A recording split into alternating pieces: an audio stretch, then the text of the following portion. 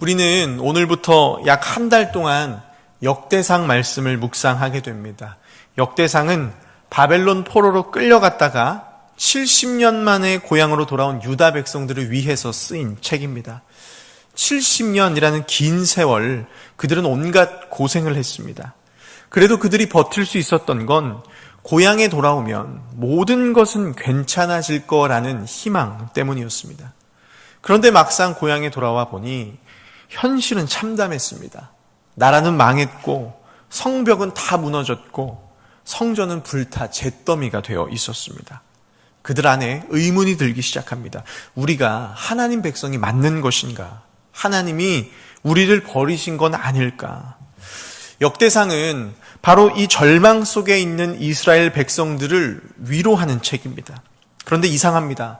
가슴 아파하는 사람들에게 쓴 책이라면서 첫 장부터 위로의 말이 아니라 족보 이야기가 나옵니다.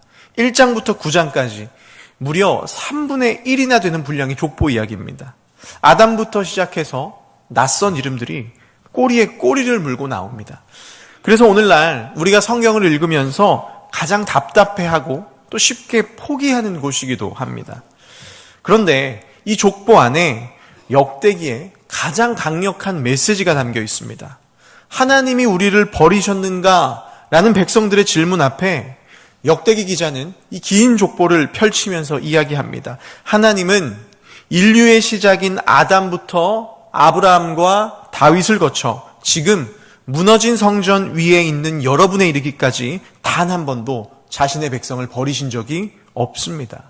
그리고 지금도 여러분을 통해 이 위대한 구원의 역사를 이루고 계십니다.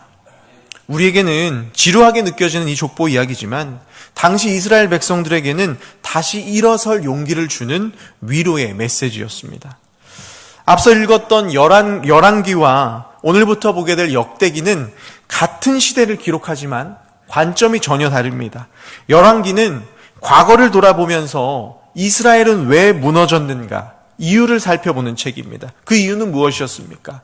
왕들의 죄와 백성들의 우상 숭배 때문이었습니다.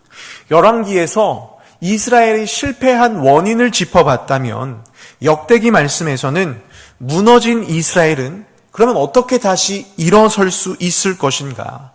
잿더미에 앉아있는 백성들에게 여러분의 이야기는 아직 끝나지 않았습니다. 용기를 불어주는 말씀입니다.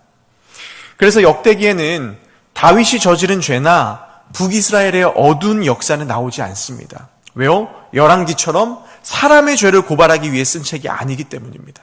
그래서 인간의 허물보다는 끝까지 약속을 지키시는 하나님의 신실하심을 보여주는 데 더 집중합니다. 앞으로 한 달 동안 역대상을 묵상하게 됩니다. 이스라엘 백성들이 이 말씀으로 다시 일어설 힘을 얻었던 것처럼 역대상 말씀을 통해서 우리의 무너진 믿음과 일상이 다시 일어서게 되는 은혜가 있게 되기를 소망합니다. 역대상의 족보는 인류의 첫사람 아담으로부터 출발합니다. 아담을 통해 세상에 죄가 들어오고 사람들은 점점 하나님을 잊고 살아갑니다. 그러나 그 속에서도 신실하게 믿음을 지켰던 사람들이 있습니다. 그 대표적인 사람이 3절의 에녹입니다. 세상 사람들 모두가 하나님을 잊고 살 때 에녹은 이 땅에서 300년을 하나님과 동행했습니다. 그리고 죽음을 겪지 않고 하늘로 올라가는 기적을 경험합니다. 이 믿음의 계보는 무드셀라와 라멕을 걸쳐서 노아에게까지 이어집니다. 온 세상이 죄로 가득 차고 물로 심판받을 때 하나님은 오직 노아의 가족만 살려주셨습니다. 그리고 그의 세 아들이었던 셈과 함과 야벳을 통해서 인류는 다시 세상으로 퍼져나가기 시작합니다. 이제 노아의 세 아들로부터 갈라져 나온 족보입니다. 먼저 야벳의 자손들은 소아시아와 지중해 해변, 오늘날 터키와 그리스 지역, 또 유럽 지역으로 뻗어나가면서 오늘날 서양 문명의 뿌리가 됩니다. 또 함의 자손들은 세상을 지배하는 강력한 세력들이 됩니다. 10절에 니므롯이 그 대표적인 인물입니다. 성경은 그를 세상의 첫 영걸이다, 강력한 용사라고 부르는데 좋은 뜻이 아닙니다. 하나님을 의지하지 않고 인간의 힘과 폭력으로 세상을 정복한 권력의 시작입니다.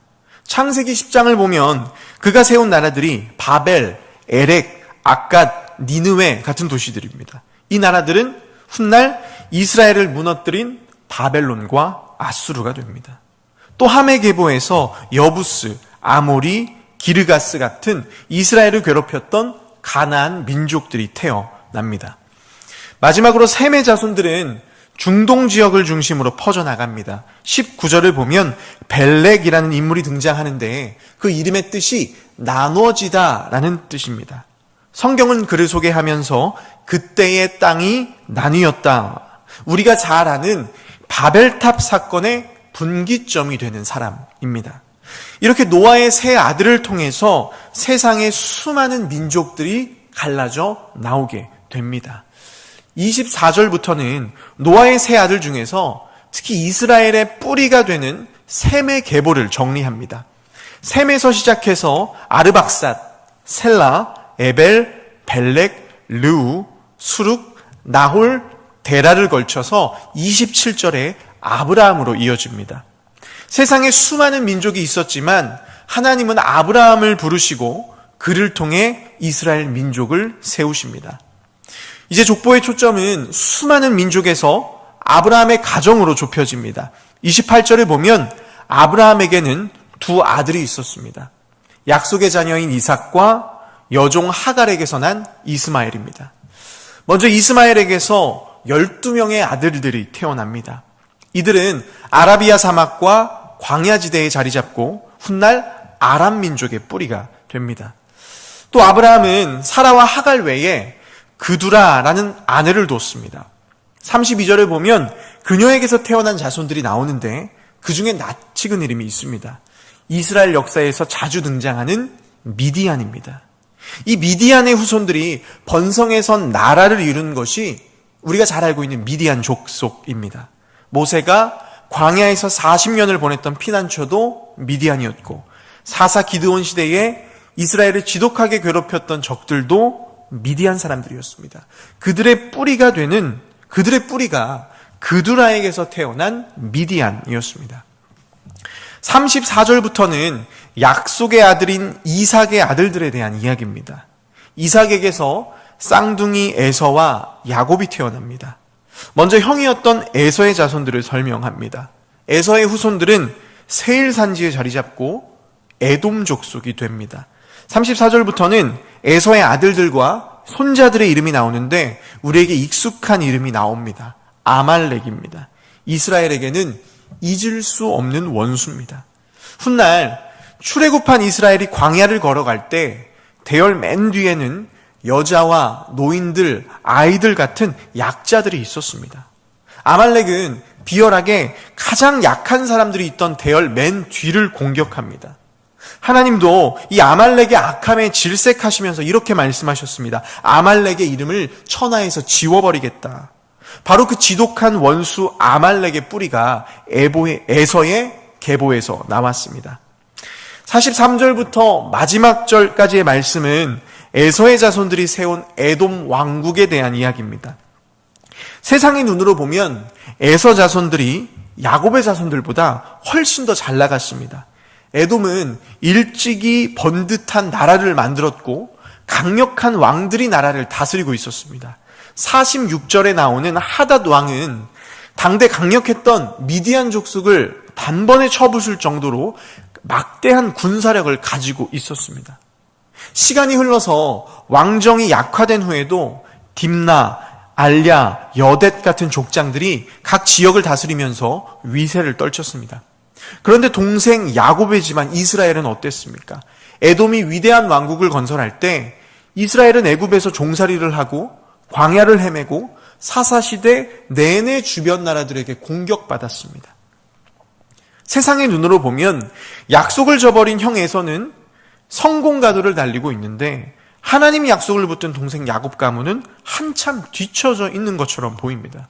그런데 상황이 뒤바뀝니다. 화려해 보였던 에돔 왕국은 1장의 짧은 기록만 남긴 채 역사 속으로 사라지게 됩니다. 반면에 뒤처진 것처럼 보였던 이스라엘은 다음 장부터 하나님의 구원 역사를 이끌어가는 주인공으로 다시 우뚝 서게 됩니다. 말씀을 정리합니다. 70년 바벨론 포로 생활을 마치고 귀한 자들이 예루살렘으로 돌아옵니다. 그토록 기다렸던 순간이었는데 막상 돌아와 보니 현실은 너무나 참담했습니다.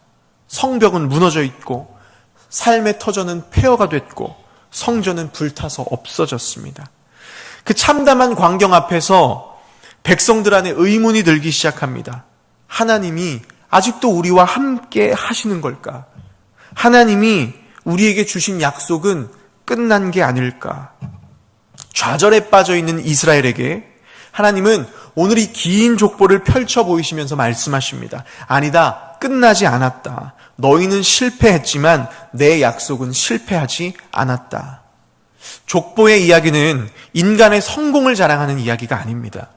족보에 적힌 사람들을 가만히 보면 다 하나같이 흠있고 연약하고 부족한 사람들입니다.